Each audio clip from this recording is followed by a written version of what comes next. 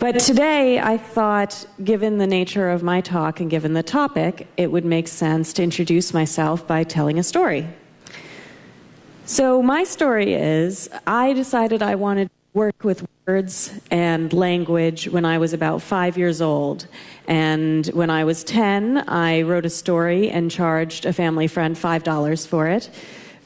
When I was 15, I decided that I wanted to go to college for theater, because I thought maybe that was the best way to learn about writing and learn about stories and learn about the stories that make people who they are.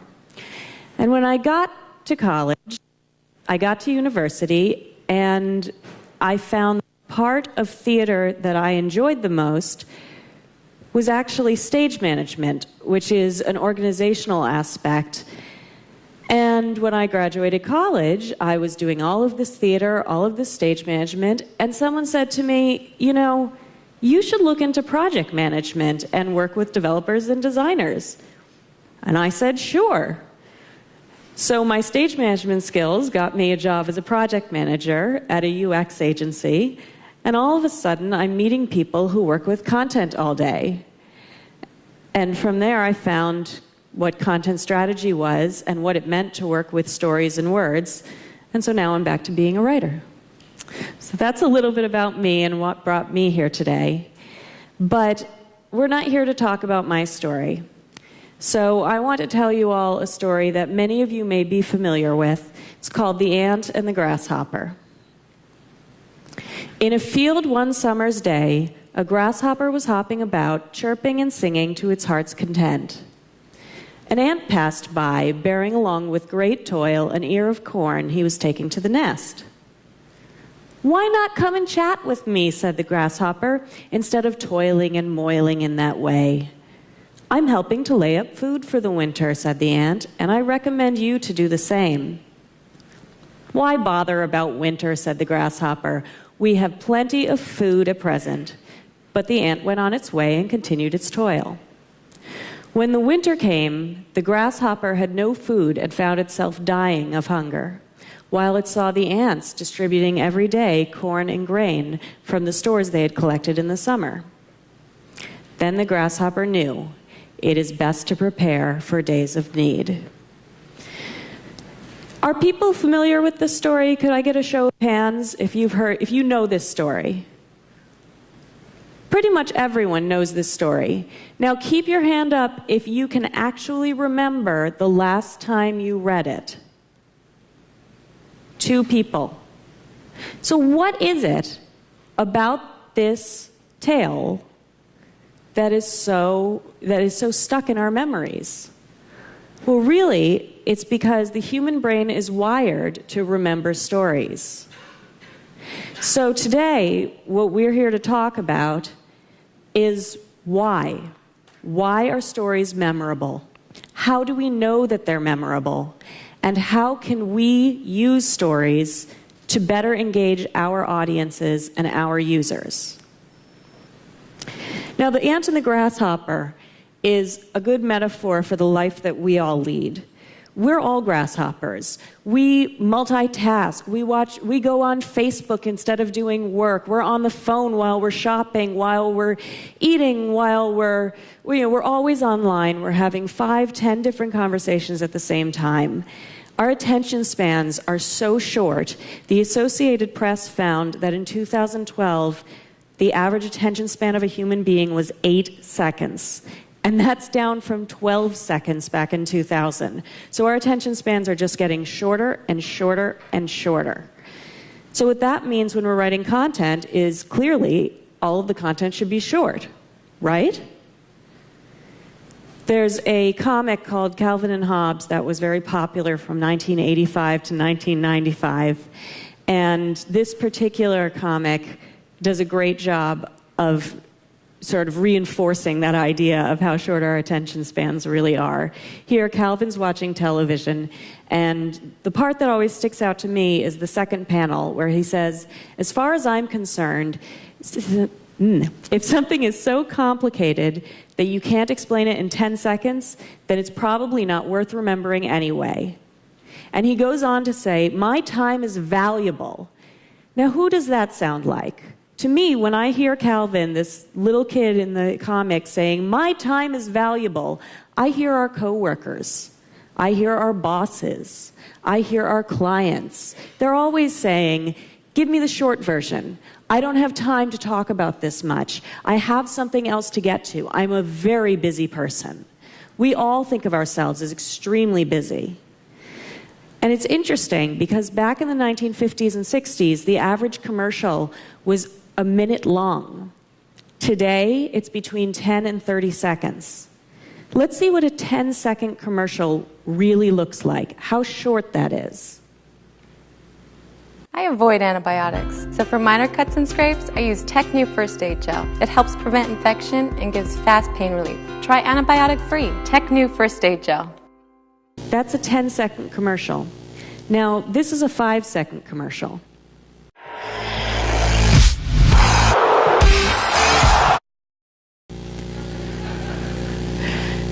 Now, what's interesting here, though, the 5-second commercial made us all laugh, but not because it was shorter. It was twice as short, but it was not twice as effective. When it comes down to it, it's not about how long your copy is or how short your copy is, which doesn't make any sense because we just said we have short attention spans. You would think we have to use short copy. But in many cases, long copy has proven more effective. There's actually a case study that a group of researchers called conversion rate experts did. They went to a site from a company called Crazy Egg. Now, Crazy Egg is an analytics company, and they specialize in doing heat map tracking. And they were having trouble converting visitors to users. So what conversion rate experts did was they looked at their homepage. This was the old homepage, and they said, "What's wrong with this homepage? It's a nice short homepage, very short copy, very direct to the point. See where people click, show me my heat map." They said, "What's not working here?" They took the copy, they expanded it by literally 20 times. They made it 20 times as long, and they upped their conversions by 30%. But again, they found that it didn't work because the content was longer. It's not that it was 20 times longer, so it was 20 times better. It worked because the content was better. What they did was they had looked at this first homepage and they said, okay, when people come here, there's no story. They see, "Show me my heat map." We're throwing it at them. It's too fast. They're not engaged. They're not invested. They don't understand, how does this relate to me? So instead, they took this page and they changed the copy. They said, we're talking to a very specific audience. We're talking to people who need to worry about spending too much. We'll make it very clear without the high costs. We want them to identify with this. We'll make sure that we're talking to people who are looking for things like eye tracking, things like analytics.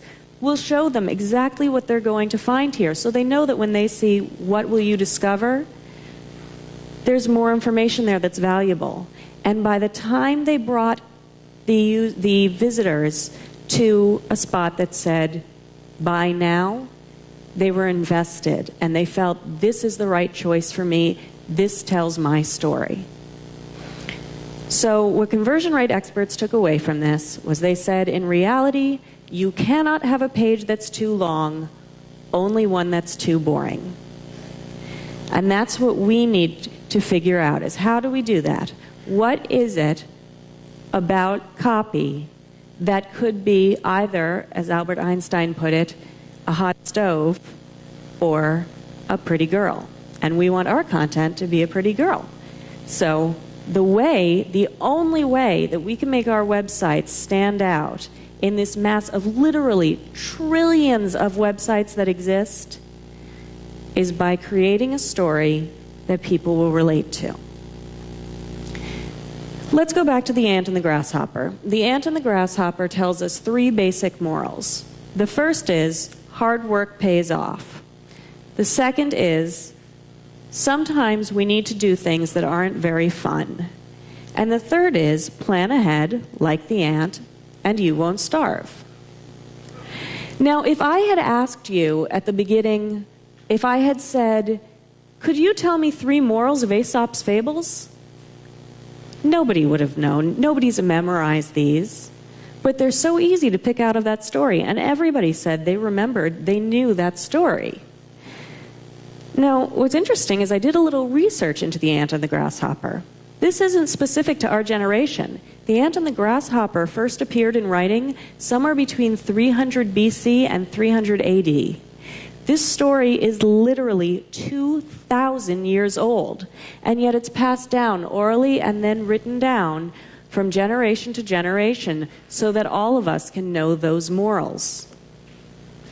Orson Scott Card is an author that I particularly enjoy. He wrote a book called Ender's Game, among others. And he's also an essayist, and he's done a lot of research into, so I should back up. Ender's Game was originally written as a book for adults, but it's been very popular among children. And Orson Scott Card started looking into this and figuring out why was that. And he's written a few papers and essays on his theories behind it. And at one point he said, fiction, because it is not about somebody who actually lived in the real world, always has the possibility of being about ourselves. And I thought about that. And I thought about stories that are true, nonfiction, and stories that are false in fiction. And I realized that even with nonfiction stories, when we read them, we put ourselves into it. We look at these stories and we say, that could be me. Stories are memorable. They're meaningful. They tell us what we should be doing, how we should be living, and what the world around us means. But most importantly, they provide context. And that's why The Ant and the Grasshopper as a story is easier to remember than simply those morals, is the context that it provides. For example, when we look at hard work pays off, it's just a sentence. It doesn't mean anything alone. But when we think about the ant's toil, and when we think about hard work that we're doing, and how we hope that it pays off, we hope that we're doing this hard work, whether it's a really difficult project, or raking the leaves in the yard, or digging your car out of the snow in the winter, you really hope that it's going to pay off in some way. Otherwise, it just feels pointless. And so we think of that ant, and we connect to it. This works with companies as well. Basecamp is a project management tool, and their basic line is Basecamp organizes projects. And if they left it at that, we wouldn't remember them. But Basecamp, even in the name itself, is connecting themselves to a story. They say on their homepage that thousands of companies sign up with Basecamp every week. So we're part of those companies. And Basecamp, what it literally means is a hut at the bottom of a mountain where mountaineers can prepare and get organized before reaching the highest heights. So like a mountaineer Sherpa, Basecamp will carry our organizational needs so that we can scale the heights. Now, I still haven't told you why or how this works. It seems like magic. But there were some studies done in 2009, and there were scientists who actually looked at MRIs of the brain. And they looked at the MRIs of someone telling a story, like when I was telling you the story of the ant and the grasshopper, and found that the areas of the brain that were lighting up in the storyteller's brain were also lighting up in the listener's brain. This is really interesting because it basically means that we have mind control. That if I'm telling a story that I'm very excited about or that has an exciting portion in it, all of you will start to feel excited as well. If I tell a story that has a very sad ending, I will pass that sadness on. It actually means that we can control the ideas and the emotions of the people who we tell stories to. That's pretty powerful. And if we look through history, we can see all of these examples of how that works and all of the situations that people have used this great talent. The oldest storytelling that we've ever found is about 27,000 years old. These are paintings that were found in France and Spain. And originally, when the archaeologists found these paintings, they focused on the horses and the bison. They thought it was paintings of a great hunt, just sort of showing what had already been happening. They didn't realize until later that some of the symbols they were seeing were actually being repeated purposely over and over again. When they realized that, they analyzed them, and they found that those little marks were the transitional terms. So it wasn't that people were making a sign for bison because there happened to be bison in the area. They were retelling the story of a particular hunt that happened on a particular day and to specific people. And these transitional symbols were part of that storytelling. So that means that the oldest stories we have are 27,000 years old. Now, if we go a little bit farther, we go into Greek and Roman history and the Greek and Roman mythology. The myths that are told from the Greek and Roman era are mostly to tell us what happens in the world around us, why the seasons change, why things happen to people and around them. And one of my favorites is the story of Pandora. Pandora was, in Greek mythology, the first woman. There were gods and there were titans, but then there was one man created and one woman, and that woman was Pandora. And all of the gods gave her different gifts. They gave her beauty and charm and curiosity and persuasiveness and music and art. They gave her all of these gifts, which they then said was why all women were curious and persuasive and apparently musical and charming and artistic. I'll take it. And what they said was they had given her all of these talents, and this was who she was now. And so she went out into the world, and Zeus gave her, as one final gift, a box, actually a jar in the original translations. And of course, he told her not to open the jar, but they'd just given her this personality attribute of curiosity. And so, of course, Pandora opened the jar, and what should come out but war and disease and famine and all the evils and hatred in the world. But what also came out was hope. And this explained why we as humans are able to hope even when bad things are happening around us. Now, another story, also fiction, is the story of Arabian Nights, which tells of a sultan whose wife was cheating on him. And so, of course, he beheaded her, like you do. And then he went out and started marrying a new virgin every evening and having her beheaded in the morning. Because that makes sense when you're a sultan. So the sultan is married and is killing these virgins every day. And then he meets this one woman, Scheherazade. And on the night of their wedding, Scheherazade tells him a story. And at the most exciting part, she says, "I'm tired now. I'll finish it tomorrow." And the next morning, the sultan says, "Okay, well, I guess I have to let her live one more day." And that night, she continues the story and again stops at a very exciting moment. And so the next day, he says, "I'll let her live one more day." And this goes on and on and on. And for 1,001 days, he let her live not because she was intelligent or beautiful or interesting or fun, but because she was telling a good story. Now, on a slightly more serious note, an Iranian author was actually imprisoned in 2010 for the power of his stories. He was pulled up on charges of national security.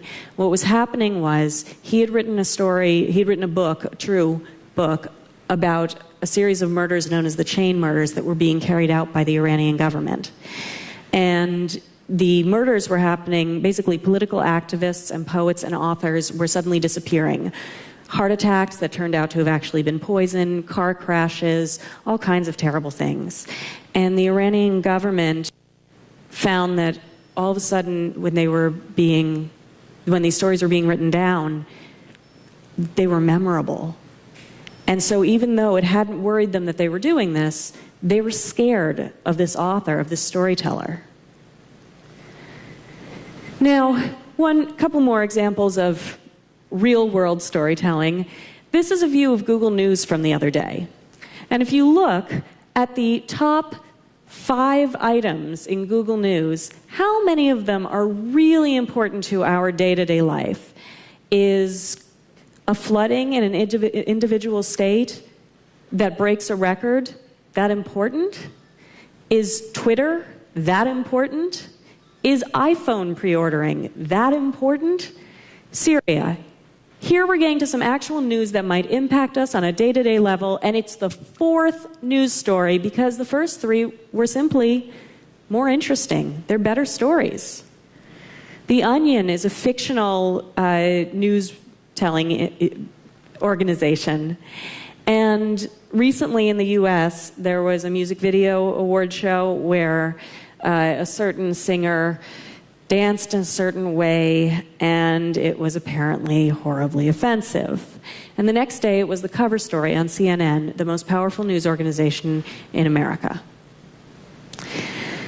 Now, it happened that that was also the day, the 50th anniversary of Martin Luther King's I Have a Dream speech, which was extremely important historically in the US. There was also the fear of the US actually going to war with Syria. But what made the cover story at CNN? The VMA Awards. They just make a better story. And there's an Aaron Sorkin show, The Newsroom, that's dealing with this very issue. How do we make the influential, important information that we as content strategists and developers and designers deal with every day as interesting and fun as the VMA Awards, as the things that just happen to be interesting? How do we make our stories that memorable? Nike actually does a very good job with this. Now, Nike makes sneakers. Let's be honest, if I wasn't using the word Nike, are sneakers really that interesting? No, they're on our feet. We don't do anything with them. They're just shoes. But Nike has put a story into the mix. Nike tells us that you are that beginner who could be in the Olympics. Every time that you are sweating, that you are working hard, that you have those sneakers on, you could be a medalist. You have a dream and you can accomplish it. And when we buy Nike sneakers, this is the story we're buying into. And they really do a good job with this in their commercials. They really tell this story.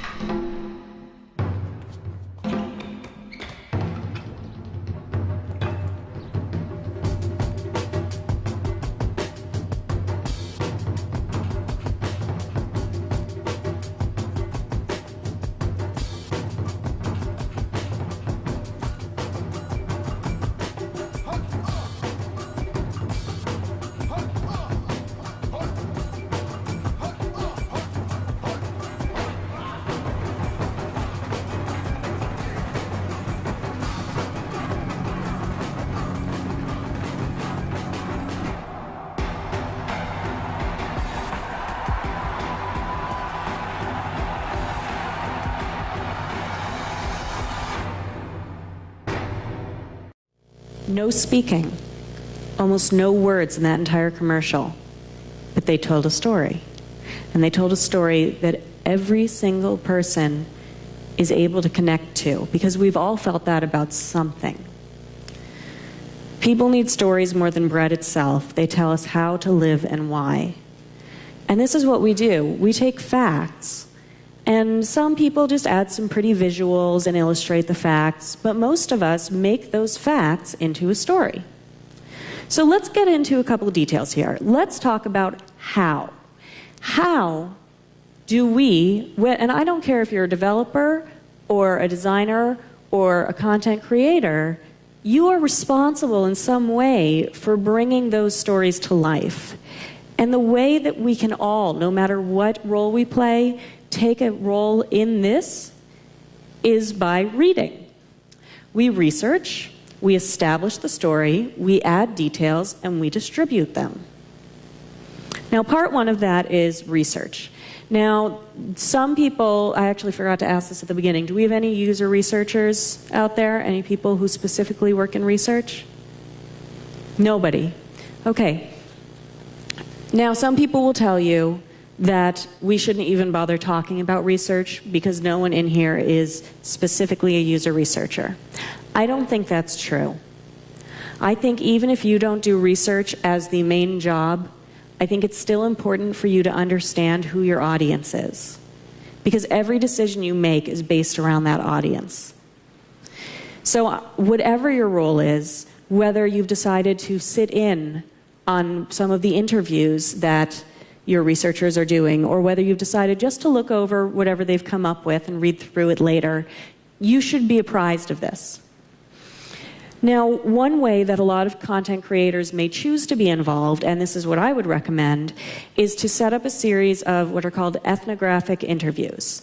Ethnographic interviews are essentially just conversations that we have with the users, with the prospective audience, really. And what we're hoping for here is not for anything specific that we want answers to. We just want to hear how they talk. What words do they use? Are they familiar with the products that we're creating? Do they use a lot of acronyms when they speak? Do most of them have the same kinds of jobs, or are they all different? Does it matter? So that type of research, that's really our first step to being able to really personalize the content. And what we do is, in the conversations, we open it up. Now, I worked with a startup recently where they had started off as an in-person group. It was a group of women who enjoyed cooking and were meeting once a week or so to exchange recipes and talk about what was going on. But they decided that they wanted to create an online community so that women across the world and men could all be involved in this and could all engage in the stories. And particularly they were looking, their bend was on healthy cooking. And so they wanted there to be a spot online where you could ask questions and get answers and find recipes and talk with other people and be involved, a real community. But when I spoke to each of these people, I had no idea what they were going to tell me. And when I sat down with the first woman, she was very excited. And she had questions for me. She wanted to know, what was I going to do with their community, and did I really think it would work? She had all these questions, and it would have been very easy for me to start answering her questions and forget who this interview was about. So I did answer a few questions, and then I asked her, can you tell me a little bit about what you do when you go online now? How much time do you spend online? And she hedged. She said, well, and I realized she was embarrassed about how much time she spent online. I said to her, I spend way too much time online myself. And she laughed, and I wanted to make her keep laughing. I thought I should tell her about all the Netflix videos I watched when I accidentally stayed up all night, and I didn't mean to. I should tell her how I got involved playing that game online the other day and forgot to do my work. But I didn't. I held my tongue because I realized it would have been, again, very easy. She would have enjoyed having the pressure taken off of her and going to me. But when I laughed with her and then I waited, something happened. She realized that I was honestly interested, and I really wanted to hear what she had to say. So it became so valuable for her. And in that way, it became more valuable for me, because once she opened up and started talking, then I was able to hear how she sounded, what terminology she used, and also I learned about how much time she spent online, what she was comfortable with. Now, after listening to 5 different women talking about this, I started to recognize a couple of patterns. All 5 of them had families. 4 of them worked full-time as well as taking care of their families. None of them felt very comfortable online very often. They would often create a password for something, and then if they couldn't remember the password, they just wouldn't use the site again. There were all these little patterns, and I never would have known what to expect, which patterns I would have found if I hadn't just listened. There was no shortcut. There was no way I could have just sent somebody else off to find that. There was no way I would have learned any of those things if I hadn't taken the time to speak to each of these people individually. And although there were outliers, for example, there was one woman who was a stay-at-home mom, the outliers aren't nearly as important as the patterns that we find. That's the research portion. Now, the next step in READ is to establish the story. This is the hardest part for a lot of content strategists, and honestly for a lot of designers or developers who are getting involved. This will be really hard for you too, because we don't think of ourselves as creative all that often. I found that a lot of people think of their jobs as being the elements that go into it without thinking about what we're really inventing here. And this is my favorite part of being a content strategist, is the story that we get to create. We need to create a story with a succinct beginning, middle, and end. We need to bring people through a range of emotions to see where they fit in and to bring them to the point where they're interested in becoming a customer. Now, it may be a simple story, a tragic story about what will happen if they don't get DirecTV. When you have cable and can't find something good to watch, you get depressed. When you get depressed, you attend seminars. When you attend seminars, you feel like a winner. When you feel like a winner, you go to Vegas. When you go to Vegas, you lose everything. And when you lose everything, you sell your hair to a wig shop. Don't sell your hair to a wig shop. Get rid of cable and upgrade to DirecTV. Call 1-800-DirecTV. Now that's almost a minute-long commercial, but that was a lot more engaging than some of the ones we watched before. Now maybe it's a story with a moral, like The Ant and the Grasshopper. Mr. Goldman loved his family a lot, didn't he, Dad? He sure did. That's why he had State Farm life insurance, like you. So his family never has to worry, right? Mr. Goldman didn't have life insurance. Why not? Well, he's just a goldfish. Ignore him. You've got questions. Your State Farm agent has answers. Backed by the life insurance company millions of moms and dads already trust. We put the life back in life insurance. See how they focus on parents? They tell us a story that gets us involved. They let us feel like we could be those people. For the very first person, they start off with, if you're frustrated with your cable. Everybody gets frustrated with their cable at some point, even if you've never thought of switching. They said, when you're depressed. Everyone has bad days and gets depressed sometimes. It got a little more outlandish and a little more outlandish, but they had us hooked by then. So what we need to do is we need to create a story that has a beginning, a middle, and an end like that. Now, for a story that many of us are familiar with, I'm going to go with a story where the beginning is that we have a little girl named Little Red Riding Hood who wants to visit her grandmother. Now, in the middle of this story, she meets a wolf who eats her and her grandmother.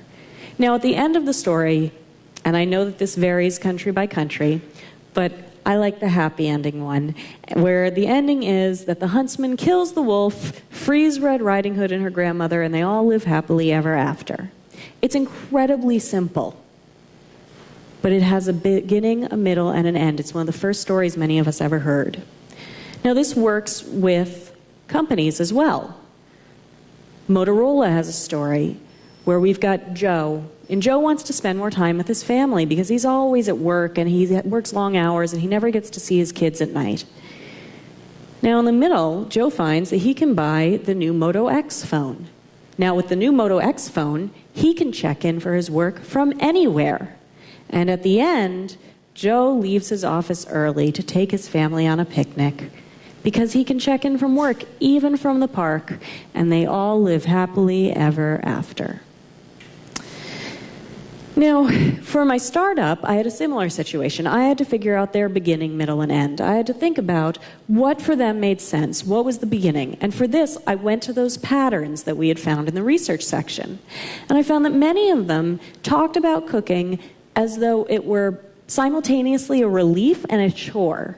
But the hardest part for many of them, the most challenging thing, was getting started, was just finding a recipe. So for our beginning, we've got Sally, and Sally needs to find a recipe to make chicken. Now in the middle, we address another pattern that came up.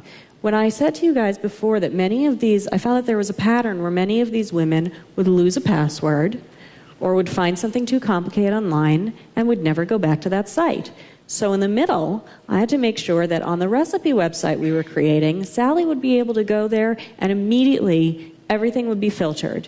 We had to do everything in our power to make it very easy if she forgot her password, to make it very easy for her to find recipes that she had bookmarked, to make it very easy to filter down and find chicken or whatever else she might start with. We needed something very basic and very intuitive. And then at the end, for Sally and for obviously any user, we had to think of a reward that really connected these women to our product. Well, what better reward for Sally than to impress her mother-in-law, who she has a terrible relationship with, but now that she's made a delicious chicken, they can live happily ever after. So the third part, now we've got our story, we've got a beginning, a middle, and an end. Now we have to fill in the details. Adding those details, that comes into, we've got a good website, great, but there's more to it than that. There are social media elements, there are perhaps print elements, there are different areas, maybe it shows up at the grocery store, wherever you have advertisements, wherever there are conversations happening, we need to add in those details. And this is something that a lot of people struggle with. And I'm not exactly sure why. I think what happens is we get that beginning, middle, and end, and it feels like that was a lot of work. We must be done now. But we're not. If we leave it at that, then all that we have is that one website in that mess on the web of the trillion websites, and no one's going to be able to find them. So what we do is we add details. If originally, perhaps in our story, we had a person, we turn her into a girl. We turn the strangers that the girl meets into bears. Maybe the original story was that a girl walks into a house of strangers and gets kicked out. So now we turn the bears into a family, and they enjoy a walk. We turn the girl into a curious girl named Goldilocks. Curious because Pandora was curious. And we make the story into a whole world. There's a company in the States called Home Depot that does a particularly great job with this, because for their Twitter feed, they don't stick to just, we build things. They go far beyond that. They look at that many of their customers enjoy barbecuing, that they love summertime and they're outdoors all the time. And so on their Twitter feed, they do offer discounts for their products, but they also go beyond that, and they talk about so many other pieces. They've created a whole world. Home Depot doesn't just exist in that store or on that website. They exist everywhere that their customers are.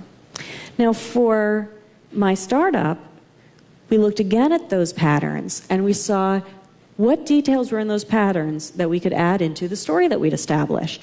We found that many of the women were very busy and felt very guilty taking time for themselves.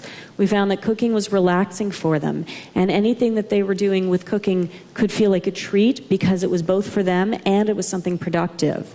So we also started advertising different things that they could do with their children or with their families, something like a pottery class that was also useful. Anything that had a discount or didn't take much time. And we were able to flow things like that into the Twitter feed, the Facebook, even different spots on the website, and really connect to them. So now we get to our last element, distribute.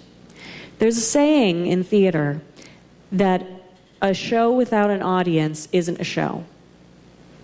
And I think it's very similar for our stories. We're not isolated. Our companies need their audience to be anything. And so we need to do a little bit of marketing, a little bit of distribution. And it doesn't need to just get handed off to the marketers, because really we need to consider the content that we're putting together for them. So it doesn't matter where the audience is. It just matters that you find them. This is something you found during that research piece, and you can test out with all the details you've put together. And then you need to engage them in conversations. It doesn't matter where they are, it matters that you find where they are. So maybe they're not on Facebook, maybe they're not on Twitter, maybe they're on Quora, maybe they're on a different cooking website, maybe they're at Home Depot. You need to be there too. It doesn't matter where you market your content as long as you go where the audience spends time. Now I want to leave you guys with a summary of what we just went through. The 5 next steps. Number 1, go home and create a story for whoever your company is. Build the brand around that story. Tell a story that shows the value of your product. Think about what the beginning, the middle, and the end are. Personalize the story to your target audience. Make sure that it encompasses details of what they're doing and where they go. Base it on what you've learned from them, from what they've said, from their vocabulary. Use multiple mediums to grow the story. Don't make it just live in one spot. Let it live across the whole world. Let it live everywhere that your audience is. And lastly, interact with your audience. Bring them your content and help them understand its value. It doesn't need to stand alone. It doesn't need to be one boring long page of copy. It can be an invested, interesting bit of long copy or multiple interesting bits of short copy. It can never be too long, just too boring. And then we can trust that the story will pull in the audience. Thank you very much.